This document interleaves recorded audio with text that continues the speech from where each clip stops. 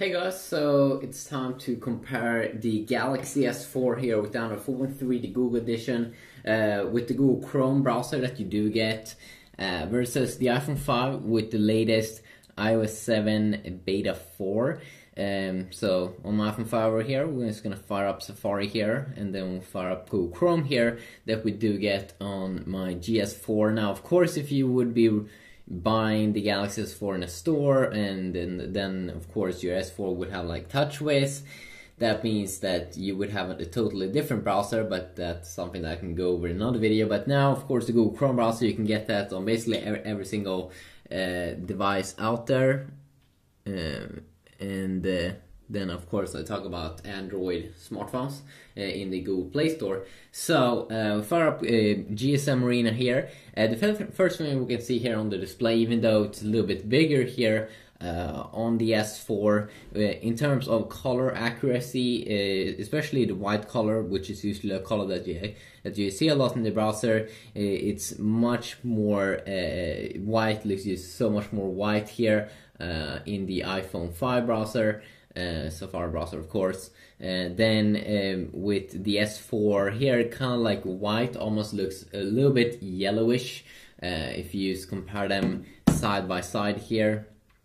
Especially if you do it, if you are really close, you can really see a difference there. You can also see a difference in terms of how bright the display is. That it seems like the iPhone display is a little bit more brighter here, which is pretty nice when you are in the browser, of course. So if we quickly here can go over some of the features and the UI look here of the browser. Let's start off here with the iPhone 5 here, which still share the same kind of design that it had earlier in iOS 7.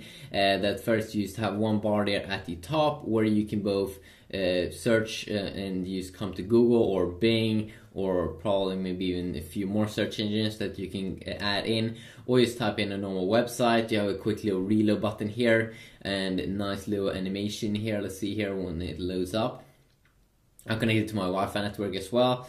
Wouldn't be fair if I did try to compare these two devices on another network, or if I would try to compare them on the same network. I can't actually do it at the moment, and it wouldn't be as fun because I don't live in the US, so it's just a small little carrier that I have over here.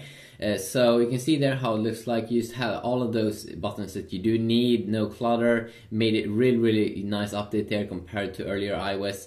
Forward and back keys, the share button here in the middle, and then also the bookmarks page, which has been slightly redesigned here, and also the history page and favorites.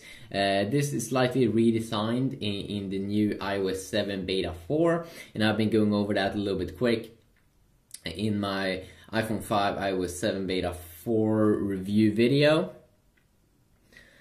Then we also do have, of course, the tab system here, which you can swipe here to remove a tab, and you can just add one tab, one more tab here. Just very simple. And then when you want to close here, you can only swipe one direction there to close. I'm not really sure why.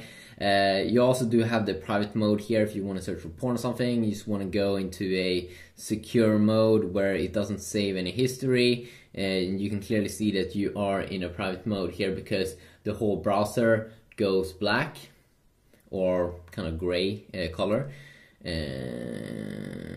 Keep all. Okay, there we go. And now we are back. So very simplistic design there. And most of the things you will probably use sometimes. Over here, I think actually the Google Chrome browser is pretty amazing because first, if you do use Google Chrome on your computer, it's very easy to synchronize all the tabs that you've opened up on your computer to your phone immediately, which is pretty nice. Then we also do have the tab system here, which is very nice here. Let's just add one more tab. It's nice because it's so quick, and also that you can swipe any direction here to remove, and you can quickly see here the cool kind of the transition here when you swipe to remove something. that is pretty awesome. You'd have normal reload button here. Also over here you just have one area where you just can type in a website or use search for something, and it will bring you the search results, which is awesome. You do also have a request desktop site here, which is something I would love to have on the iPhone, which basically means that if you're, let's say, on a page, usually when you're on your mobile web browser and you go to a website, if it does have a mobile version, it will try to load that. But if you also want to load a full desktop site, especially now when phones are getting bigger all the time, they do have that option available. Other than that, yeah, finding page is also pretty nice. That if you want to find specific text on a page, you have that option as well. But other than that, it's pretty much the same there as the Safari browser. So let's just also see here the performance when we zoom in and out. You can see that it is smooth here on both devices.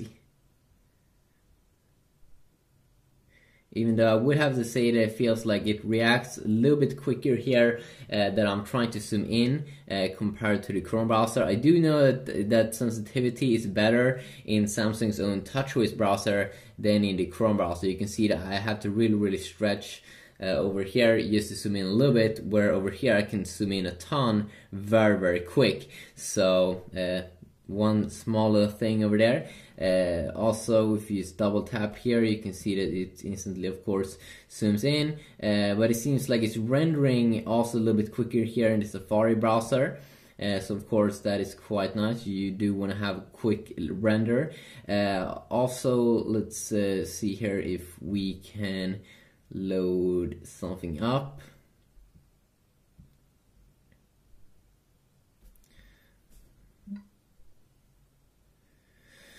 So let's just load up an article over here, and the Galaxy.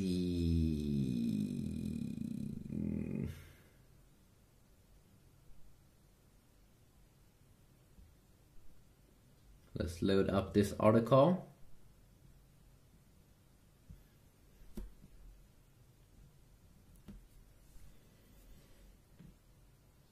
So quicker here to load up the full page here in the Safari browser.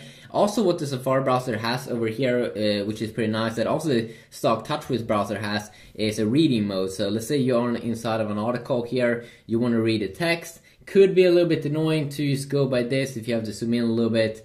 Could be annoying to have to read the text, you just go walk around like this. It's very hard and complicated. In the TouchWiz browser that Samsung has with their own TouchWiz UI, you do have a reading mode on top, so it will just take all the text and all the images and just format it, so it's very easy to digest and read. Apple also has a mode like that up here at the top, so it's one simple tap and very simple to read over here. And it's a very nice little mode there at the top. And also one thing that I was thinking of showing, something I find a little bit annoying in the iPhone, is that when we scroll up and down, let's say we start off here from the top page, you can see here with Android you can just do one swipe, one super swipe here, and go from the bottom to the top.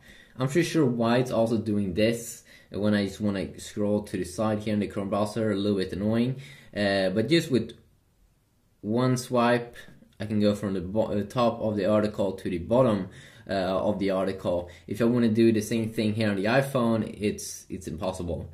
1, 2, 3, 4, 5, 6. 1, 2, 3, 4, 5. I mean, it really is like impossible to do that fast, and I really do think that Apple might want to check out how they could pull that off in a better way.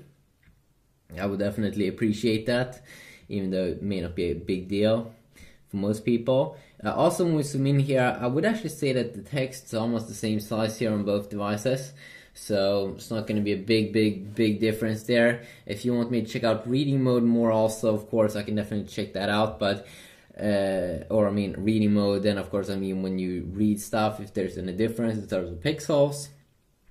Of course you have a low resolution display here on the iPhone 5, but is that really making a difference in terms of reading? Because both are pretty sharp. I can definitely check out that more in videos. just click on this to bring you up a new tab. One more time here, loads a little bit quicker on does iPhone. Let's see, is this Galaxy S4 Zoom?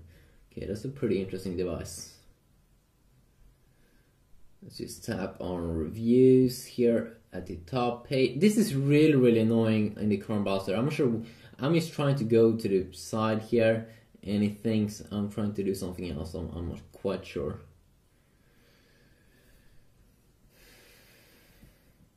So every time I'm loading up the page here, it seems like it's just a little bit quicker each time, or could be a lot quicker on the iPhone 5. There we go, one more time, a little bit snappier and quicker to load up stuff. So just a quick little look here at the browser experience. Hopefully you did enjoy this video. If you want to leave some feedback, you can definitely do so down below. Also, let's try to just go in and out here. Definitely see there that it's a little bit quicker to load up and close a page. At least it seems like that for me.